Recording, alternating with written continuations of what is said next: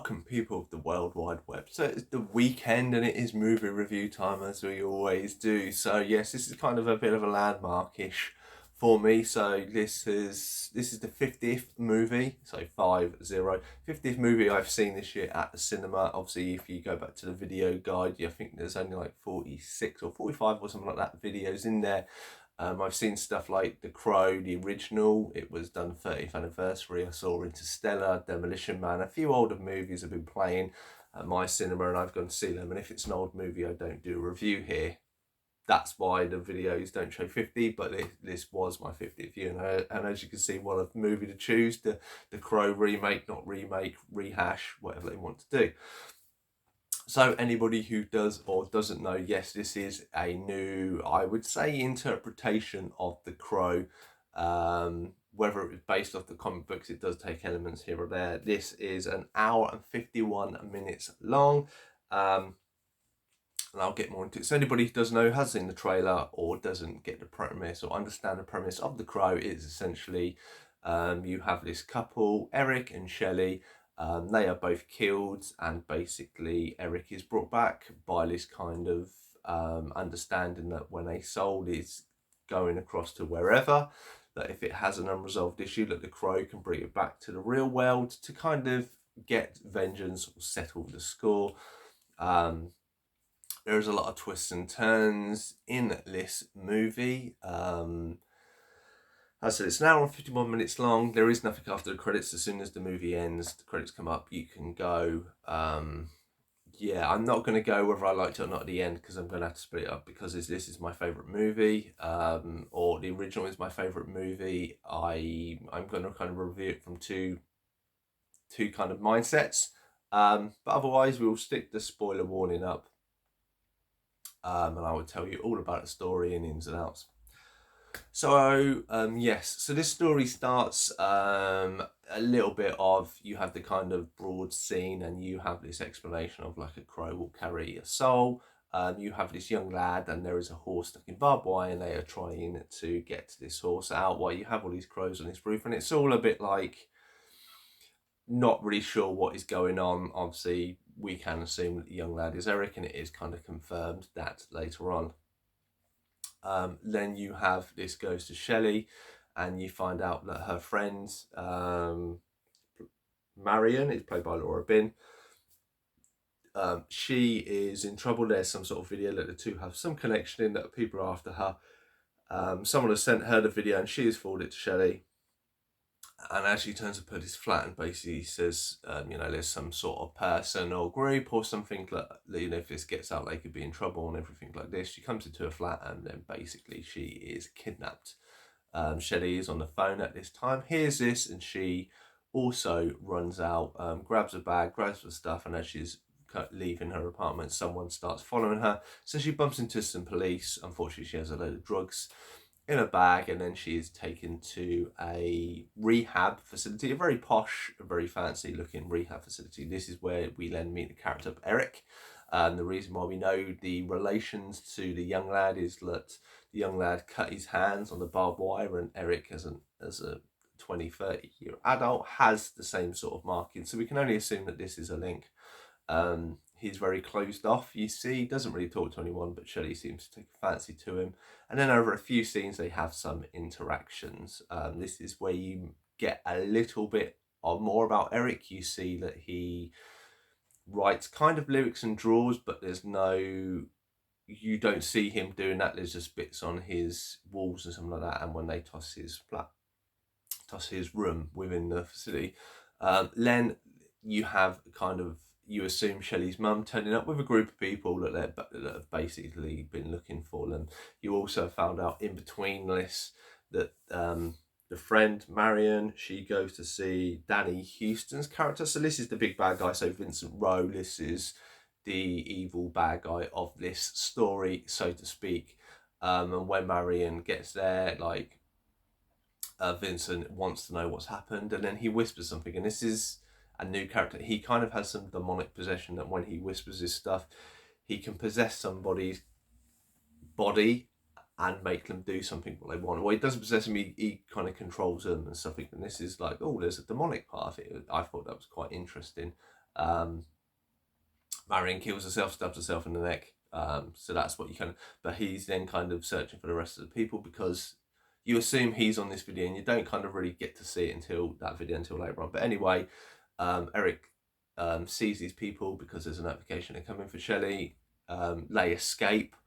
Magically there is a way out via the laundry system. Then they kind of go on a run, and then you have this period where no time is really described.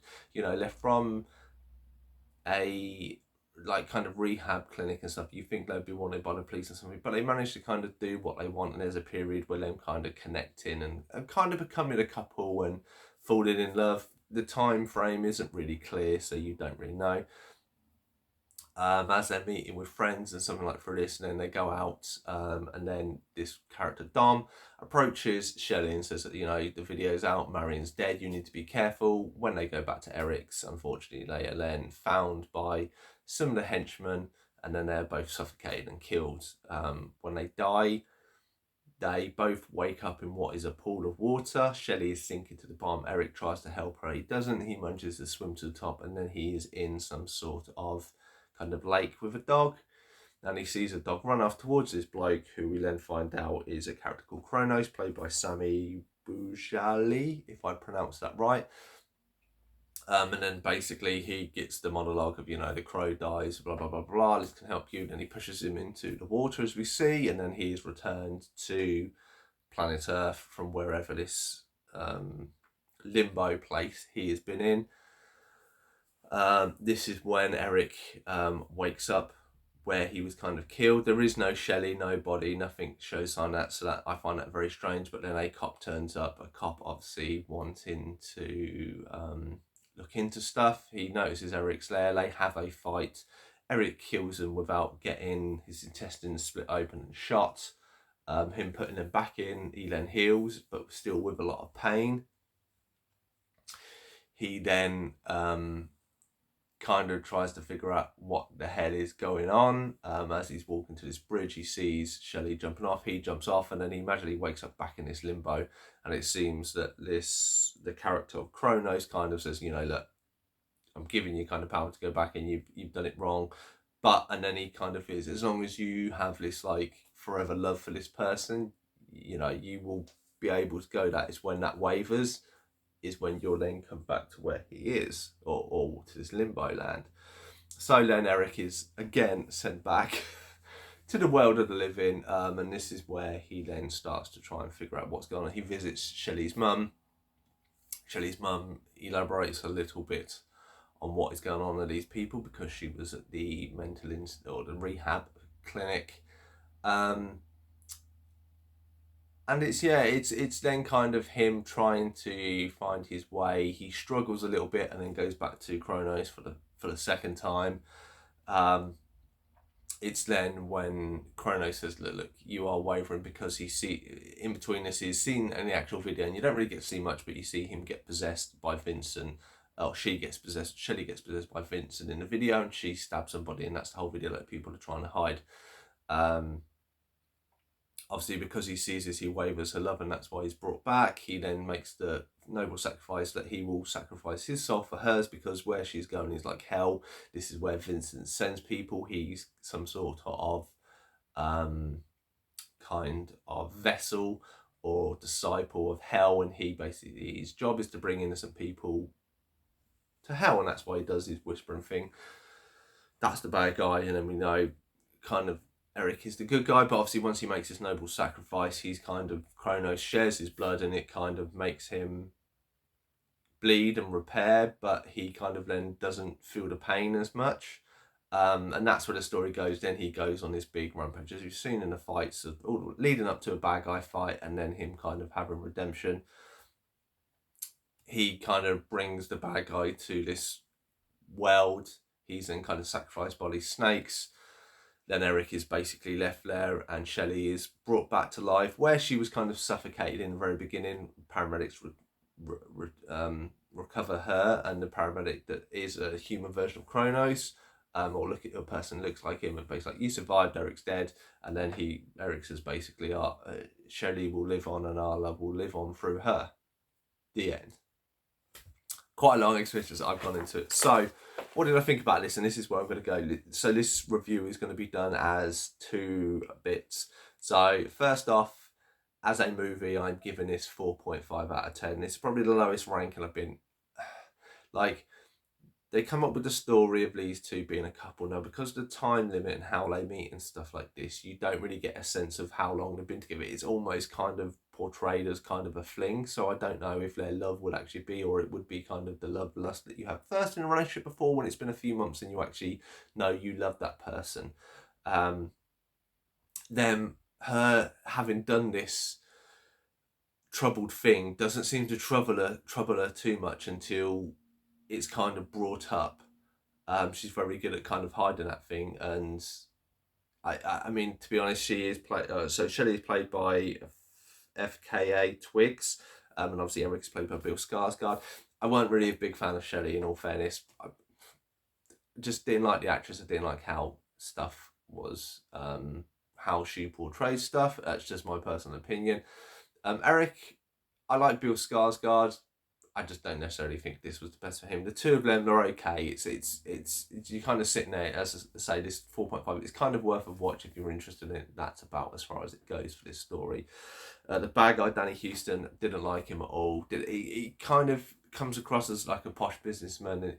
The demonic spell bit was interesting, but doesn't really go, apart from him using it a few times, him trying to use it on Eric. It isn't really used to its full potential or outlined in this world.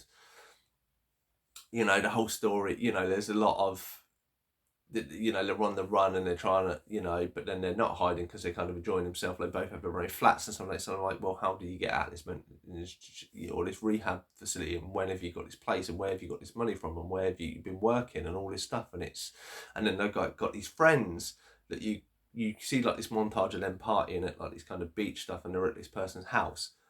And they get a tattoo at one point, but apart from him revisiting these, you never really see much of an interaction to build any kind of character or outline for these people. And then most of the people are then killed off anyway, which, you know, it was like here or there, and stuff. They obviously had a plan of what they wanted to do. They wanted to obviously mix it up. Modern day, obviously, they do look a bit chavvy. People is a kind of, as I say, it's very much more modern day taking of what, you know, of all the tattoos and stuff like this. And I get that, obviously, having a lot of tattoos, I can't really want to talk. But whether it, you know, and then the whole symbolic of the horse stuff and that, which I know is kind of taken from the comic books, but it's very confusing. I mean, there's a few, like the house and a flashback, and then there's a flashback to a lady, and then later on there's a flashback to the house being on fire, and that's not really explained and stuff like this. But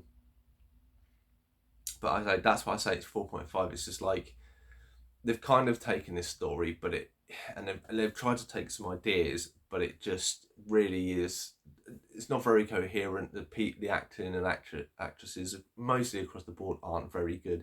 They've got like ultra-violent in there, kind of like someone's gone, oh well, John Wick's doing good, so we'll throw that in there. And there wasn't really much of a need. Stuff, and there's silly stuff like him getting stabbed in the back with a sword, and he stabs somebody in the eye, and then somebody takes the sword out, stabs it in the front of him, and then he stabs someone else. And I'm just like, you're kind of re-rinsing a lot of stuff, and it just, for, if I was Eric, you'd be after the main honcho, and like he sees one of the people that kills him, and basically by mistake kind of shoots the bloke and kills him, and it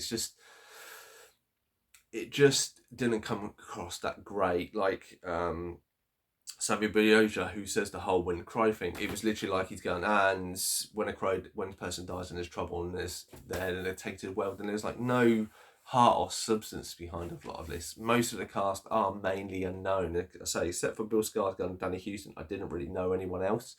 And it just seemed very poor across the board. So, I say 4.5 is my normal one. Now, how do I rate this as a Crow movie? So this is a Crow movie. It's like 3.5. The 4 is where it gets even worse. So the whole Kronos character is taken from a character from the books called the Cowboy, who was supposed to be in the original film but was cut because it didn't work. I totally understand that. Actor didn't work. Story didn't work. Setting and explanation didn't work. The whole point of him being Bob, you know, the whole premise of The Crow and how it is very, you know, in the original movie, you don't see much of Shelley. You're explained about Shelley and about Eric's life as you go through. The whole point of them is two pure souls that unfortunately are in this really bad neighborhood because that's all they can afford. They're going to get married and then they get killed just before they're going to get married by some evil people. You know, nice people, wrong place, wrong time. That is essentially what The Crow is. This movie is she's seen something, she's done something, she goes down the drug route, she meets up with someone who's not necessarily the most sanest person. He's into, as far as we can tell, he's into drugs and alcohol and everything like this. They're both not the purest of souls. There's an interaction that you don't even give them enough time to even know that they properly fall in love, and then he has to basically sacrifice everything for her, and him sacrificing everything for her means that he dies and she lives, and they're not together, and that's not the whole point of it. The whole point of it is to redeem everything so his soul can be rested and go to essentially heaven with her. Obviously there's no chance that any soul that goes is going to hell. A different take, and I get it, they're trying to include it with this evil soul in a work. Music, anybody who knows the original Crow would have loved the soundtrack. You know, it has quite a lot of like The Cure. It's all of, I can tell you, Cure, Rage Against the Machine, and all these other bands and stuff that are in this. Now, most of this music was done by some person. It's original music. It is really bad throughout the whole. I mean, you watch the trailer and listen to that music, and it's great. And it's like, oh, actually, I like this song from the trailer. Isn't even in the film. From start to finish, it may be in the credits, but it wasn't even in the film. The most music that they have is kind of operatic music, which does, I must admit, only would appeal to a small amount of the audience. So I don't know whose choice that was. I see that maybe they were trying to go in a different direction, but I was like, well, popular songs and popular music and used in the right way. Well, a lot of soundtracks are, you know, have built on that. Isn't really what I say. The actors and actresses mostly along the way. I mean, I've seen Boy Kills World, and I liked Bill Skarsgård, sorry, in that. If they take a few elements of that into this, like he's not a pure soul, but they've tried to throw the words in, and they've tried to, like, you know, he draws and stuff like this, but you never really get to see him do it. The only bit of music they do is they mention about collaborating. Then magically his place, he's got this keyboard, he's got this amp, and it's like, well, where have you got all this magical equipment from? You've not featured music in anything. She sings about 2 lines very badly, and then she plays the keyboard, and it reminds her of her. And I was like, it don't work. I say the bad guys don't have characters, and in the original, like, you know, they got messed up. Like Tintin got a lot of knives in him. Party Boy got loads of syringes in him, but you never saw that. It was off camera until afterwards. This seems the point of making a point of him cutting people apart, and obviously most of the violent death is once in a flat, and then B, that, like, it made sense that he got the powers from Cronus to not really feel pain, or he's upgraded, and that's why he's a bit more hardcore. But he's in this kind of fear till his step thing. These steps then curl around, but it's like 3 scenes are like the same background, and he almost just gets like less bothered about people shooting him as he goes on, and then he just gets a bit more violent as he kills people, and it's rehashing stuff. And I was like, and then there's operatic music in the background. I was like, what is going on? You know, it doesn't tie into the whole. It doesn't make a coherent story, let alone a coherent story when you're in the world of The Crow. Now, obviously, this has been in development hell. There's been a lot of changes. I don't know if it's down to the director. Obviously, the director is Rupert Sanders. He's done Ghost in the Shell and Snow White Huntsman, 2 movies that look all right, but isn't. I mean, from the first trailer, I quite like the look of Bill Skarsgård, and I liked like this variation on his makeup, and I like the fact of the music. None of this really comes across within the movie, because obviously, you know, Eric kills a policeman very early on, and there's no warrant, anything. This person has a lot of power. Why is there not more people after him? A gaps in the fact that it's just like it's like any Joe Blogs, 2 people that fall in love just happen to be one happened to be possessed by this evil person because she was good at piano, and then because of this guy that she meets, who seems a lost soul, basically sacrifices himself for her to have a half-life. And it doesn't, there's not enough substance. And anybody who has seen the original, you will know the whole point of The Crow. even though there is vengeance within a justified way. Like the four people that are done are killed, and then obviously you have the main guy behind that, which you don't really see. You know, Top Dollar and that, they're the ones that are killed, and they do bring, and then obviously his sister is kind of the magical side of things. So it was a little bit in the back of the movie, but the whole point, you had obviously Ernie Hudson as the police officer, you had the young girl, these people he interacted with. You know, he helped Darla by getting rid of the poison that she was into. The fact that when he touched people, he could feel the sense and stuff, because there was more agony. You know, he's killed quite early on, but you never got to find out how much, you know, pain and suffering Shelley went through until he goes and obviously meets Ernie Hudson in his flat and takes kind of those memories away. And that's what he, and even the big fight at the end, like this one is literally, he turns up at his house, throws him through a mirror, and then and apart from him kind of the other guy stabbing him and then trying to take his blood, he puts it in. It is like a really like lackluster ending as well.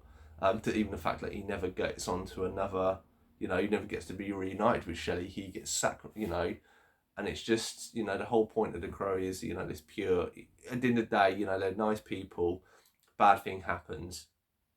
Obviously a bad thing happens, and a year later, and then it's a span of a day and the whole story is, but Eric comes back and settles all these debts and makes people feel better for having been with them, and settle everything up and made Darla healthy in that. And then so actually the world is a better place and he can go on to be with Shelley.